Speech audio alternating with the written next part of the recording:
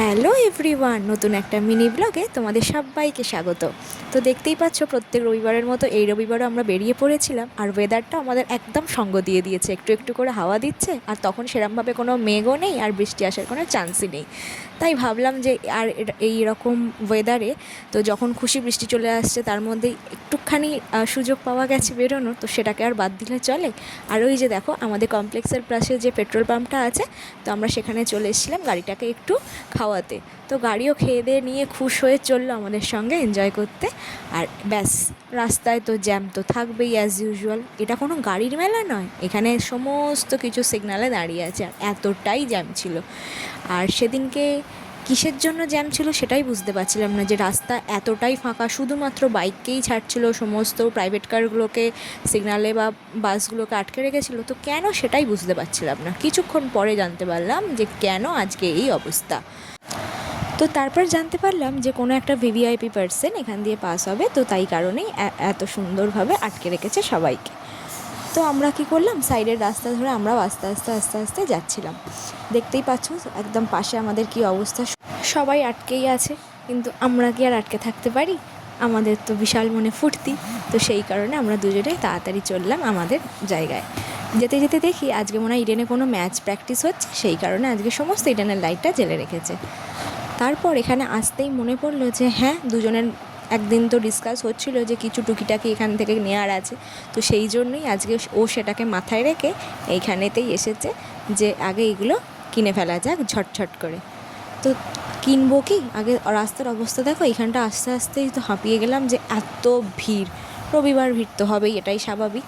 আর দেখো এইখানে ব্যাগগুলো কিছু দেখছিলাম, তার মধ্যে কিছু পছন্দ হয়েছিল, তো সেটার জন্য তো আরেকটু কিছুক্ষণ ব্লগটা দেখতে হবে, তো দেখতে থাকো। আর এইখানে দেখো যে সফটওয়্যারসগুলো দেখছো, এত জিনিস আছে কিন্তু আমরা যেটা চাই সেটাই পেলাম না, কী আর করা যাবে অগত্যা। তো তারপরে ভীষণ টেস্টটা পেয়ে গেছিলো, তাই ভাবলাম একটা কোল্ড ড্রিঙ্কস কেনা যাক, তো তাই ছোট্ট একটা বোতল কোল্ড ড্রিঙ্কস নিয়ে নিয়েছিলাম।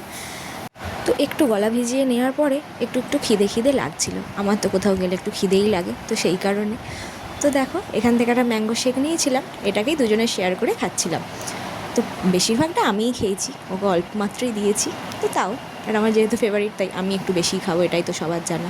আর এই যে হাতে দেখছো এতগুলো প্লাস্টিক, এত ভিড়ের মধ্যে এই এত কিছু বহন করা, যেন মনে হচ্ছিলো কখন এখান থেকে বেরোবো। তাই ভাবলাম যে তাড়াতাড়ি এখান থেকে বেরিয়ে একটা কোনো ফাঁকা জায়গায় গিয়ে একটু দুজনে টাইম স্পেন্ড করি। আর সেদিনকে একটু মানে জয়েন করেছিল আমাদের সঙ্গে একটু হাওয়া, তো সেই কারণে হাওয়াটাও খুব দিচ্ছিল আর ভালোই লাগছিলো। দেখো খালি অবস্থা, এত ভিড় আর এত ভিড়, বাইকে উঠে যেন হাওয়াটা লাগতে কি বিশাল একটা শান্তি লাগছিল। তাই দুজনে তাড়াতাড়ি করে চললাম আমাদের ফেভারিট জায়গায়, যেখানে আমরা আগেও টাইম স্পেন্ড করেছি, বা ওখানে গেলে ওখানটা একটু না দাঁড়ালে সেটা কি আবার হয়। তাই ভিক্টোরিয়াকে দেখতে দেখতে চলে এলাম আমাদের জায়গায়। এই তো খুব ভালো হলো যে হাওয়াটাও আজকে ভীষণ আছে, তো সেই কারণে কোনো অসুবিধাই হবে না আর গরমও হবে না। এবার মাথা থেকে এই হেলমেটটা খুলে তারপরে অন্য কিছু ভাববো যে তারপরে কি করব। এই যে হেলমেট খুলে রেখে বাইকটাকে ওখানে সাইড করে দিয়ে আমরা এদিকে চলে এসেছিলাম একটু খেতে। এখানে একটা পাপড়ি চাট অর্ডার করেছিলাম, করে নিয়ে ভেবেছিলাম যে মাঠে গিয়ে বসবো, কিন্তু আগের দিন যেহেতু বৃষ্টি হয়েছে মাঠে হয়তো অল্প অল্প কাদা, তাই আর গিয়েও দেখলাম না যে কীরকম অবস্থায় আছে। তো তাই পাপড়ি চাটটাকে নিয়ে বাইকের কাছে এসে এইভাবেই দুজনে বসে বসে খাচ্ছিলাম। তো পাপড়ি চাটটা অ্যাভারেজলি ছিল, খুব একটা টেস্ট ছিল না, কিন্তু আগে এখানেই খেয়েছিলাম সেটা কিন্তু ভীষণ ভালো ছিল, কিন্তু এটা একদম অ্যাভারেজলির মতোই ছিল। তো তারপরে খাওয়া দাওয়া শেষ করে দুজনে গল্প করে নিয়ে একটু টাইম স্পেন্ড করে নিয়ে তারপর চলে এলাম বাড়িতে। তাহলে চলো ব্লগটাকে আজকে এখানেই শেষ করছি, দেখা হচ্ছে তোমাদের সঙ্গে নতুন কোনো একটা ব্লগে। টাটা।